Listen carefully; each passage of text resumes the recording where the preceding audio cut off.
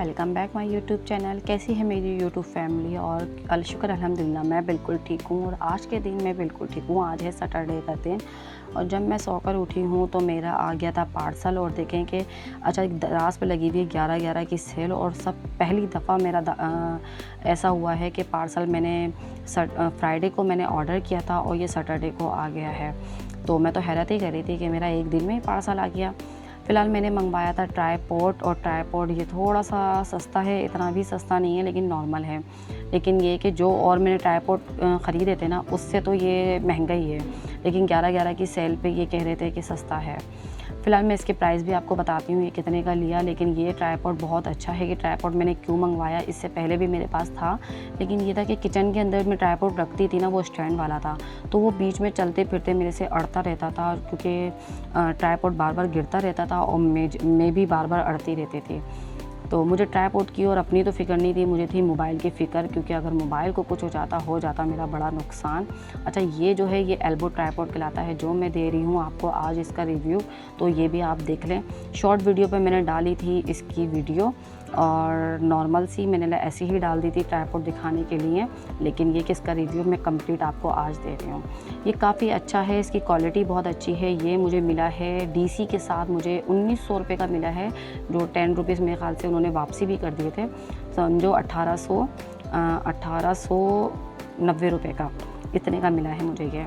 तो ये काफ़ी अच्छा है। मोबाइल मेरे हाथ में था इसलिए मैंने सिर्फ इसका कवर लगा के आपको दिखा रही हूँ। इसकी डायरेक्शन इधर उधर चारों तरफ घूमेगी। एक जगह आप लगा दें और चारों तरफ ये घूम सकता है। ये मतलब ये कहीं पर भी आपको इसका मुंह करना हो कर ले। आज मैं पूरी वीडियो जो बनाऊँगी ना, आज का व्लॉग जो बनाऊँगी सारा इसी ट्राइपॉड पे बनाऊँगी। और आज सैटरडे है और आज मैं धो रही हूँ ब्लैंकेट। तो मैंने सोचा कि बच्चे हैं, चलो काम भी ज़्यादा नहीं है, सुबह जल्दी भी नहीं उठी थी, सिर्फ 7 मदरसे गया था, उसके बाद मैं सो गई थी। और ये कि थोड़ी थकन वकन भी नहीं थी, मैंने कहा चलो आज ब्लैंकेट धो लूँ। अच्छा ब्लैंकेट हमारे घर के अंदर हैं 3 ब्लैंकेट हैं और 2 विक्की रज़ाइयाँ हैं छोटी। इससे 2 दिन पहले तो मैंने ये करा था कि एक जो छोटा कंबल था सिंगल बेड का जो कंबल होता है ना, वो साथ का ब्लैंकेट और बरीरा और वानिया की, इन दोनों की तो मैंने रज़ाई वगैरह धो ली थी। रज़ाई जो थी ना वो धोने वाली रज़ाई थी, वैसी रज़ाई नहीं थी, रुई वाली रज़ाई नहीं थी, दूसरी रज़ाइयाँ होती हैं जो वॉश होती हैं। ये ब्लैंकेट है इमरान का। अच्छा हम सर्दियों में सबका ब्लैंकेट अलग लेता है। ये ब्लैंकेट है इमरान का और मेरा ब्लैंकेट रह गया, वो मैं धोऊंगी इंशाल्लाह 1-2 दिन बाद। एक एक करके ब्लैंकेट धो रही हूँ। और मैं किस तरीके से धोती हूँ, मैं पहले इसको बिछा देती हूँ, अच्छे तरीके से पानी डाल देती हूँ, उसको अच्छे तरीके से पानी के अंदर ना डिप कर लेती हूँ मतलब। और इतनी बड़ी तो कोई चीज़ होती ही नहीं है कि इसको हम डिप करके रख दें। फिर मैंने सरफ़ का पानी बनाया, उसके अंदर मैंने डाला है सोडा, जो खाने का सोडा होता है ना वो डाला। और मैंने इसके अंदर डाला है डिटॉल, 2 चम्मच डिटॉल डाल दिया। सोडा भी मैंने 2-3 चम्मच डाल दिया भर भर के। और मैंने इसके अंदर इसको छोड़ दिया 1-1.5 घंटे के लिए। मेल सारा कट जाएगा, सोडा तो आपको मालूम है ना, इस तरीके से यूज़ होता है मेल काटने के लिए। और डिटॉल से जो होती है इसकी जो बैक्टीरिया वगैरह होते हैं वो ख़त्म हो जाते हैं। लास्ट में जब ये धुल जाएगा ना तो मैं इसके अंदर ना कम्फर्ट का स्प्रे भी कर दूँगी ताकि स्मेल बहुत अच्छी आए। और इसको तकरीबन 2 दिन सूखने के लिए छोड़ दिएगा। अगर ड्राई भी हो जाए ना अच्छे तरीके से फिर भी इसको सूखने के लिए छोड़ दिएगा आप ना। मैं इसको ये 1-1.5 घंटा हो गया था। फिर मैंने ब्रश से रगड़ लिया था, किनारे ज़्यादा रगड़े थे क्योंकि किनारे वगैरह जो होते हैं ना वो ज़्यादा मैले हो जाते हैं। तो ये कि बहुत अच्छे तरीके से मेल फूल गया था और मैंने अकेले ही करा था ये सब काम, बच्चों को नहीं लगाया था। क्योंकि बच्चे तो लड़ते रहते हैं, उनको सबको ब्रश चाहिए होता है। एक लगती ना तो एक के साथ तीनों आती हैं, वो कहती मैं भी धूँगी और अलहदा वो भी गीली होती हैं और फिर काम तो फिर होना ही नहीं था। फ़िलहाल वो लोग गई हुई थी ट्यूशन से आने से पहले मैंने उन लोगों का अपना ये कंबल का काम कर लिया था, सारा धो लिया था। और आज है संडे और संडे वाले दिन मैंने बनाए थे सीख कबाब। और सीख कबाब मैंने इसलिए थोड़े से बनाए थे, वो भी मुझे ना फ्रीज़र करके रखने थे। और मैंने 2 फ्राई करे थे सिर्फ इमरान के लिए। आज मैंने खाना नहीं बनाया। आज संडे वाले दिन मैं सारा दिन बीमार रही हूँ, तबीयत ख़राब। क्योंकि सैटरडे वाले दिन मैंने कर लिया था बहुत सारा काम। मेरा जो ड्राइंग रूम है ना जहाँ पे बैठ के मैं सिलाई करती हूँ, जो कि आप लोगों को काफ़ी दफ़ा बता चुकी हूँ, काफ़ी बार बता चुकी हूँ कि वो कमरा तो मेरा समझो मेरी एक शॉप ही बन गया है, वो ड्राइंग रूम नहीं है। उसकी मैंने करी थी सफाई, में बहुत ज़्यादा थक गई थी और संडे वाले दिन मैं हो गई बीमार। सारा दिन मैंने थकन उतारी है सो कर। और ये तकरीबन 9:30-10 का टाइम है और मैं बना रही हूँ सीख कबाब। सीख कबाब की रेसिपी आप लोगों के साथ शेयर करती हूँ जल्दी-जल्दी, क्योंकि जल्दी-जल्दी मैंने बनाया था। सबसे पहले मैंने प्याज मोटी-मोटी काटी है, इसके अंदर हरी मिर्च डाली है, 2 हरी मिर्चें डाल दी हैं और तकरीबन मैंने गरम मसाला 1 चम्मच डाल दिया और इसके अंदर मैंने कीमा जो था ना, वो कीमा हाथ का कूटा हुआ था और थोड़ा-सा इसके अंदर बीफ का गोश्त था, बिल्कुल रूखा। जो चर्बी-वर्बी आ रही थी ना, वो मैं हटा दी थी बिल्कुल, जो मामूली सी हल्की-हल्की सी चर्बी आ जाती है ना वो। फिर मैंने इसके अंदर डाल दिया था पिसी हुई मिर्च, नमक डाल दिया था। अच्छा, तकरीबन 3 से 4 बार मैंने इसको पीसा है चॉपर के अंदर, जब जाके ये मेरे टाइप का बना, सीख कबाब के स्टाइल में इसका कीमा अच्छे तरीके से पीस गया है। मसाले इसके अंदर कोई अलग से नहीं जाएंगे, घर के ही मसाले डालिएगा, इतना ज़बरदस्त बन जाएगा। मैं अब इसके अंदर डालूँगी ज़ीरा और मैं डाल दूँगी 1 चम्मच धनिया, पिसा हुआ धनिया डाल दूँगी और मैं थोड़ा-सा इसके अंदर ज़रदई रंग डाल दूँगी। लहसुन अदरक का जो पेस्ट है ना, वो डालिएगा, बिल्कुल ड्राई करके डालिएगा। अगर आपके पास पेस्ट बना हुआ रखा हुआ है ना, तो उसका पानी निकाल देगा फिर डालिएगा, ठीक है ना। तो बस यही मसाले वगैरह डलेंगे। कुटी मिर्च डाल दिए मैंने इसके अंदर, हल्का सा ज़रदई रंग डाल दिया है और लहसुन पाउडर भी डाल दिया है। बस ये मसाले डलेंगे और अब देखें इसके अंदर मैंने ना अंडा डालूँगी ना बेसन, कुछ भी नहीं डालूँगी।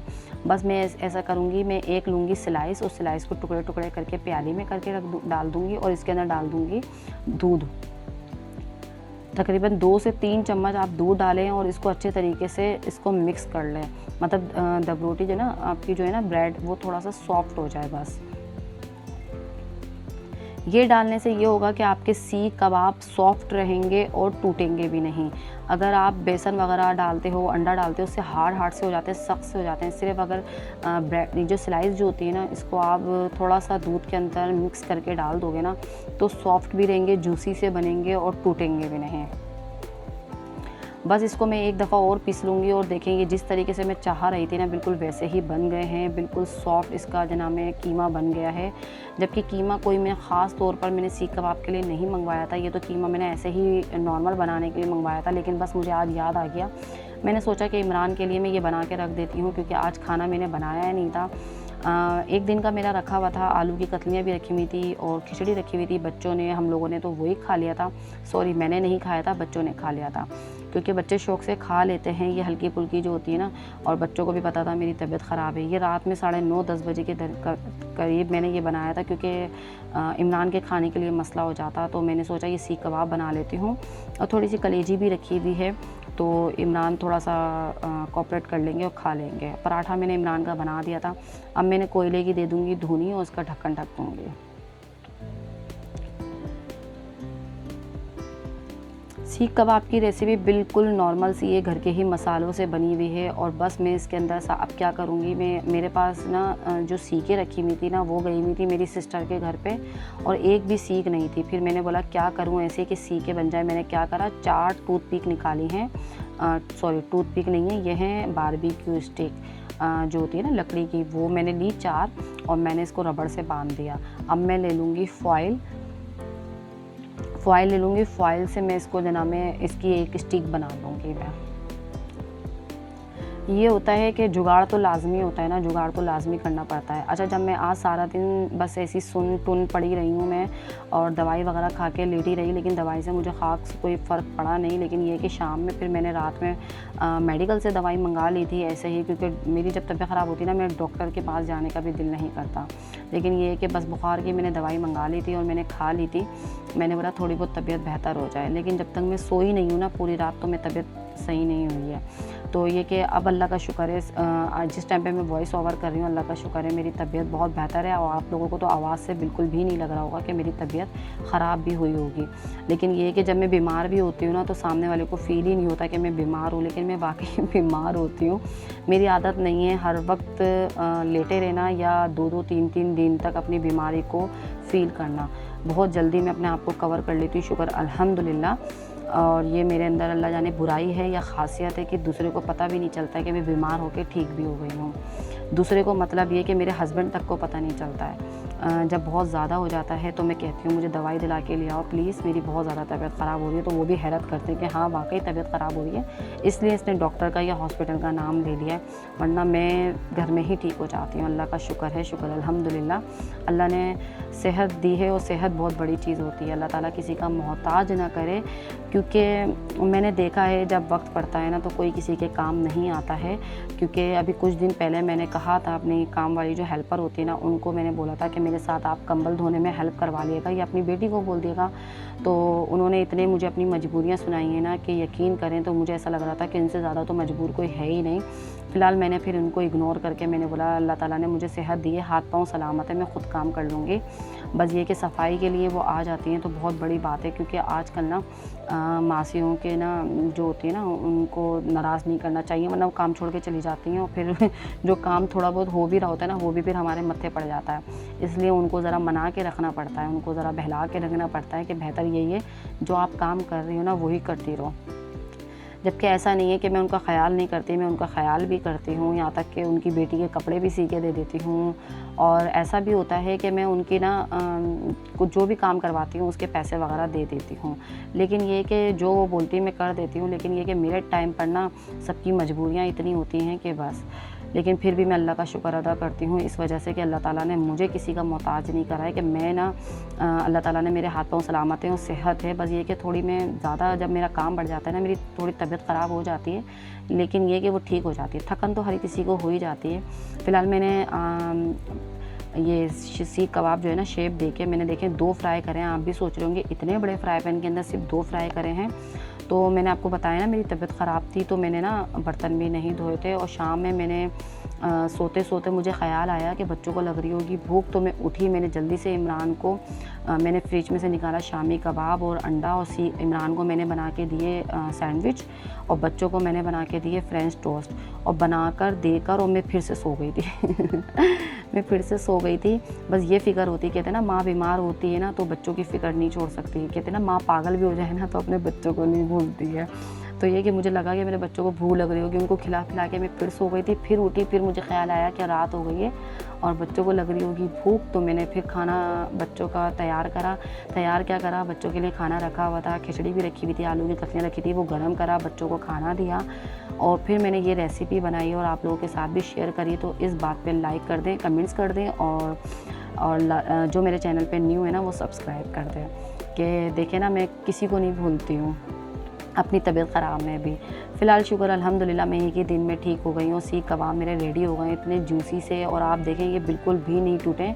नॉन स्टिक जो है ना मेरा थोड़ा सही नहीं है, नॉन स्टिक जो था वो छोटा वाला बिल्कुल सही है, जो कि अभी धुला नहीं था, जिसके अंदर मैंने फ्रेंच टोस्ट बनाए थे तो उसके अंदर बनाती ना ये बिल्कुल भी नहीं चिपकते। देखें अभी भी बिल्कुल नहीं टूटे हैं, मैं आपको तोड़ के दिखाती हूँ।